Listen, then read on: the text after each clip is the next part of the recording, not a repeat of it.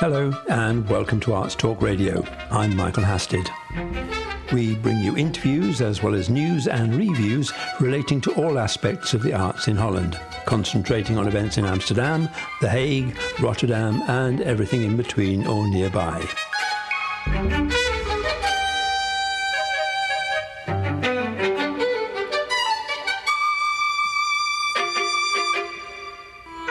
Arts Talk Radio Online. Interviews and features on the arts in English.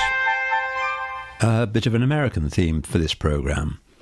The Delft-based ERWIN BEIJERSBERGEN Trio this month launched the vinyl of their new album A Touch of Bill Evans, which is a tribute to the great American jazz pianist. And we'll be speaking to ERWIN later in an extended interview and hearing a track from the album.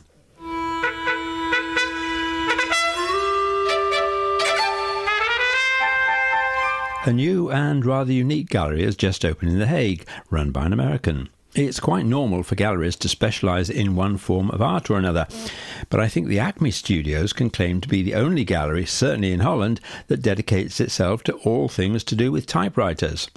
I went along to meet the owner, Christopher Mullen, and I was interested to know why typewriters. Well, I love typewriters, and I've restored them and sold them to collectors and users, writers around the world for the last 7 years. And I wanted to just share the beauty and joy of typewriters with more people than you can do just online. So what's the policy of the gallery? Are you going to have an exhibition of typewriters or art related to typewriters or what? Yes, it's always going to be a combination of art and typewriters. And I have a friend, a partner, who's going to be curating the art, and she's one of the most important collective Cuban art in Europe.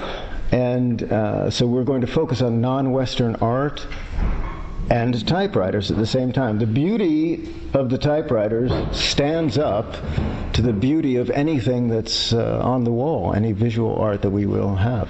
Absolutely. I mean, are there typewriter nerds? Is nerd a word you use in America? You know what I mean? People who are obsessed by them, by the most obscure typewriters. I cannot tell you the number of people who buy one typewriter from me and then come back and buy a second and a third and a fourth. It's something. There's something addictive about collecting typewriters. And I was speaking to a journalist just yesterday, and the thing is that somehow people get an emotional attachment to typewriters, either to the sound of their parents' typewriters as they were growing up, or in remembrance of writing their thesis at university, or love letters, or whatever. There's an attachment that we have to this mechanical device that goes beyond our attachment to cars or to our computers or to other things. Because I think it's the combination of being a really nice mechanical object, so you can appreciate the mechanics, but also inspirational, that you could write your great novel on one. Yeah, that's a very good point. Is as you sit at that typewriter, I imagine that most writers can push their minds ahead to the idea of these finished pages, hundreds and hundreds. I think possibly most of them will be staring at a blank page. Yes, for a long time probably, but that's another thing. That's another issue. What are the most interesting or obscure typewriters? Are they English, American, European? Well, I try not to deal with obscure ones. I mean, there's these odd companies that made one model of typewriter for a few years, but they're not so interesting to me. The Germans and the Swiss, without any question, made the best typewriters forever. And I specialized in typewriters in the 1930s until the beginning of the electrical age, around 1970. And those are the typewriters that people want to use now. They're beautiful, they're utilitarian, but the thing about it is that they were designed so amazingly to facilitate your writing, to facilitate the production of words on the paper. And once you sit down on a good quality typewriter, you'll be amazed at what a joy it is to write. And you don't have to plug it in, you don't have to get online. No, exactly. There's a segment of the market for these typewriters now, which is young people, even in their 20s and 30s, who want to get off screens, off of the electronic, the tyranny of electronic devices. And then there's another segment of the market, which is maybe the 40s and 50s-year-olds who remember using typewriters just barely, and also a lot of them want to get off of their screens. And then there's another segment of the market which just thinks they're beautiful industrial design and will buy hundreds of them. I have collectors in America who have 300 or 400 typewriters. Because you can actually buy computer keyboards now which simulate the old mechanical typewriter thing. Yeah, with the same click and the same feel and the whole thing. But in my mind, I find that, well, I mean, I guess it's nice. I shouldn't say anything wrong about it. But there's the thing about the typewriter, which everyone responds to, is that when you sit down in front of the typewriter and write something, you lift the paper out at the end of it and you have something. On your computer or your iPad or your telephone, you can write whatever you want and you have nothing afterwards. Very tactile. Can you still buy ribbons and Tipp-Ex? Tipp-Ex, I think you can on eBay, but ribbons also on eBay and Etsy and through me. I mean, ribbons are amazingly easy to get. Oh.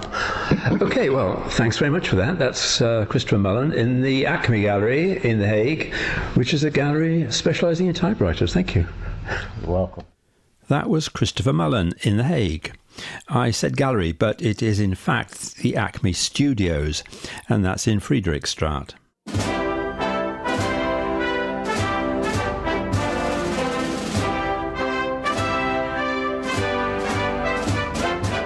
Folks, if you're looking for a great publication, Arts Talk magazine. They talk about the arts, and it is so great, bigly.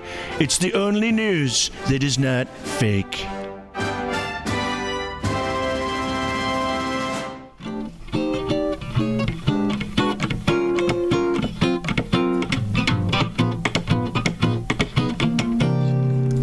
I'm with ERWIN BEIJERSBERGEN, and you've got a new album out. What's it called? Called A Touch of Bill Evans. And you've been working on this for a long time. Yeah. How long?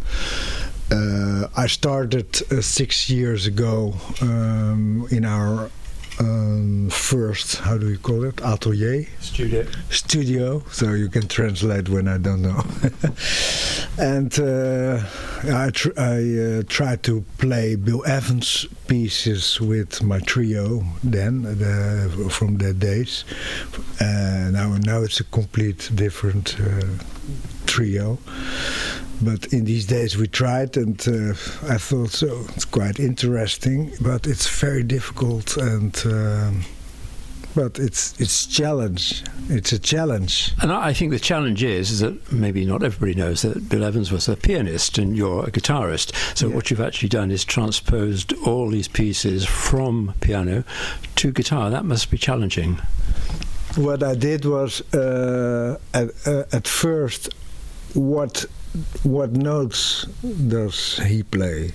What chords? And I know it by heart, more by heart than by thinking, because I listened for about 30 years to Bill Evans, and it's a kind of language I learned. And oh yeah, now he's doing this. Oh yeah, now he's doing that. And oh, that's nice. I want to, but that it's a process from years. What marks of Bill Evans as something special?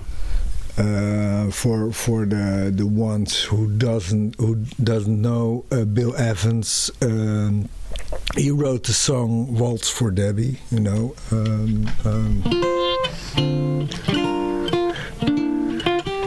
You know that song? And this is, you can call it in jazz. I don't know if there are hits in jazz, but we can call it a kind of hit from him. That's his famous song. But the most famous position when he was known, that was in 57, 58, when he plays with Miles Davis. What made you so attracted to him? The first time I heard him, I knew jazz is an improvising thing. It's very important, and for me, it's what jazz is: improvisation, freedom. But then I heard him for the first time, and I thought, wow, what are these guys doing? This kind of jazz was a real art. It's real art. Personalities who complete each other. So how did you go about transposing a piano trio to a guitar trio? Maybe when I found out that it was too late to switch to piano, I thought, no, maybe this, okay, guitar, that's my destiny, I guess. And I like, normally you play, for example, these are real guitar chords. But Bill Evans can do something like, and then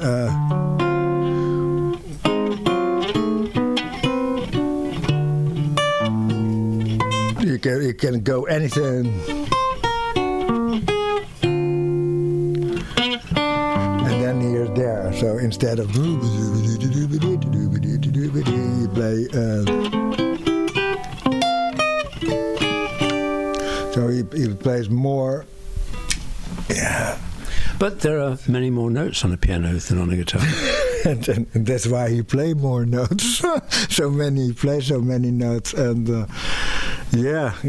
I found out that piano has 8.5 octave, I guess, almost 88 Keys. 88 keys. And guitar has only this 1, 2, 3, and then 4. But it's 3 and some more, 3.7 octave. So half the reach. They call it in music ambitious. Ambitious. Half the piano can go much higher and much lower, so it's a thing. So I had to make choices. So when I want to play this note, and I know. Oh. Here, so it's not there, but I want to have that note. So then I have to look.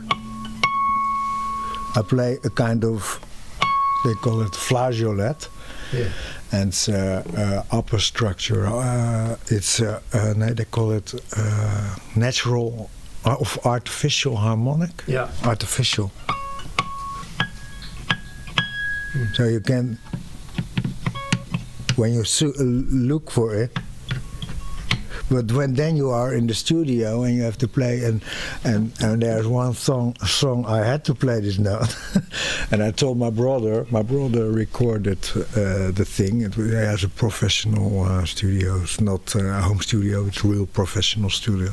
I was there. I say, when I don't catch that note, we take another track, and I only do this note until I have it, and then we record it, and then we put it later on.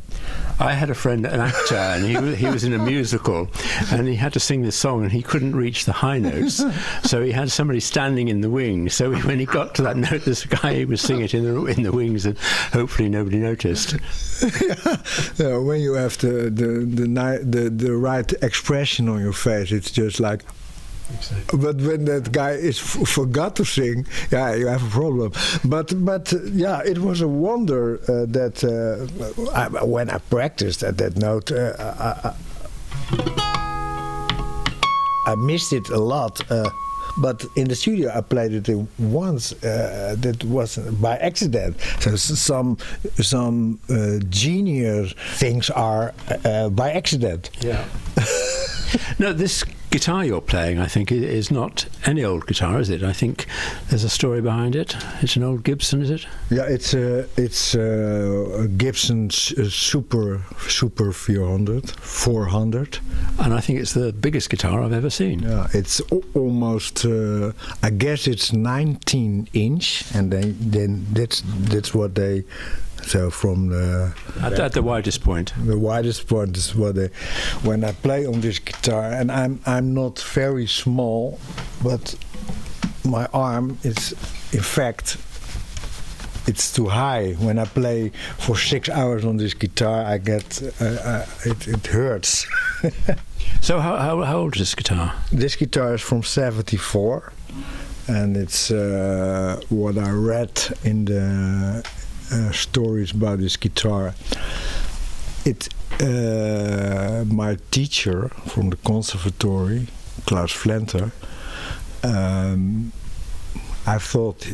I think he got it for his birthday from his wife, and when they were in America, in the States, and so it's bought in the States, and it's made in Kalamazoo, and that's one of the last years that these guitars were made in Kalamazoo. After that, they went up to Nashville. I guess Nashville, and it's 800 kilometers from Kalamazoo. But this is a very unique object, because the blonde version, they call it blonde because it was like a blonde, but now it got more and more brown. Most people go grey, but the guitars go brown. Yeah, but in that year, '74, and there are only 3 worldwide. Okay, let's talk a little bit more about the record to finish with. Now, the record is called Touch of Bill Evans, and it is released when? For the streaming, it's released 15 September last year, so it's already a year. But we're now talking about there's a vinyl and a CD. Now we have a CD that I didn't yet. But on the record, who are the other 2 musicians? Yeah, I'm very lucky. I play with top musicians. I have René Winter on drums. And it's a real professional and it's very good player. And on the bass, Harry Emery. And Harry Emery, I like him, and is playing a lot because I know him very long as a player. Okay, well, that's Touch of Bill Evans, which is an album which is going to be released on vinyl in the middle of September on the Trio Beijers-Bergen. ERWIN Beijers-Bergen, thanks very much indeed. Something more to say. It's ERWIN BEIJERSBERGEN Trio. What did I say? Trio Beijers Trio. Oh, I see. I got it wrong way around. Okay. But Trio Beijers wasn't found very accurate. People didn't find it on the streaming dienst. I don't know why. I really don't know why. But when I call it ERWIN BEIJERSBERGEN Trio, then because everybody look on ERWIN BEIJERSBERGEN, and then they find the Dutch do not pronounce the letter N on the end of a word. Oh, we don't think it's necessary. Because we want to have Beiersberg. Yeah, no, but it's also a thing. I am very lazy speaker. But everybody does it. I mean, they talk about the Prinsenhof instead of the Prinsenhof. Anyway, we've rather gone off the point here. ERWIN BEIJERSBERGEN. Yeah. Why do you English people say always Bergen and not Bergen? ERWIN BEIJERSBERGEN Trio. Yeah, Trio. Yeah. Touch of Bill Evans. 15th of September. Do you want to say something? My wife is coming in. That sometimes happens. So now my wife is standing there and she looks. Or the potatoes are finished, or she wants to tell something. Yes, I do.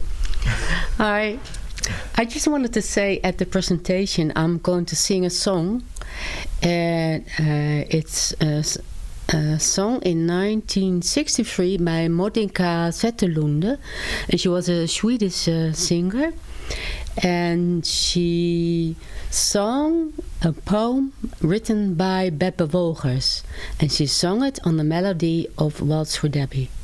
So I'm going to do it in Swedish. Well, it sounds like an evening that's going to be worth going to. Here. And you need to know. Can you, Jackie? Can you say who the poet? That's a famous father. Oh, It's a nice story. Yes, the one who wrote the poem was called Beppe Wolgers, and he used to play the father of Pippi Longstocking. Pippi Longstocking. You know? No. No. Well, maybe But that will mean something. the audience will do Pippi Longkous. Okay. It's like, yeah.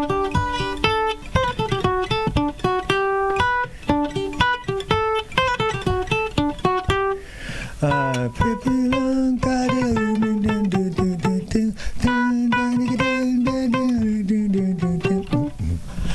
Thank you. Well, I think we'll leave it there. But it's not on the album.